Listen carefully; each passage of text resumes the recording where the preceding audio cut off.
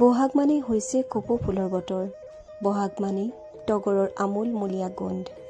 বহাগ মানেই মৰম, আদৰ আৰু স্নেহ। আপোনালোক আটাইলৈ ৰঙালী বিহুৰ লগতে অসমীয়া নৱবৰ্ষৰ বহুত বহুত শুভকামনা জনাইছোঁ।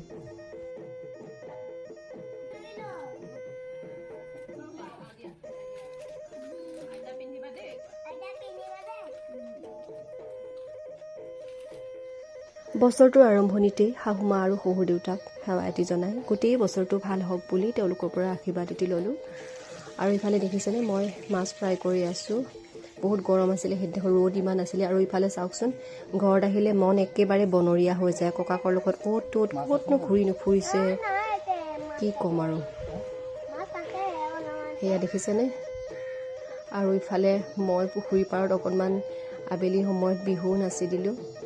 কাৰণ বিহু বুলিলে মই কঁকাল নভঙাকৈ থাকিবই নোৱাৰোঁ, সেইটো আনে বেয়া বুলিলেও উপায় নাই। ইফালে তাৰপিছত আবেলি আমাৰ ঘৰলৈ আহিলোঁ। আহি সেয়া দেউতা মাক সেৱা জনালোঁ। এয়া মোৰ মা দেউতা। আৰু সিফালে মায়ে জুইত মাংস বনাই আছিলে, ময়ো গৈ অকণমান লাগি দিলোঁ। আৰু ইফালে এয়া মনক ঢুলীয়া বনাই দিলোঁ আৰু মই বিহু নাচিবলৈ আৰম্ভ কৰিলোঁ পুখুৰী পাৰত গৈ। নানাচি থাকিবই নোৱাৰোঁ জানেনে, কাৰণ মই যে বহুত বহুত বহুত বেছি বিহু বলীয়া।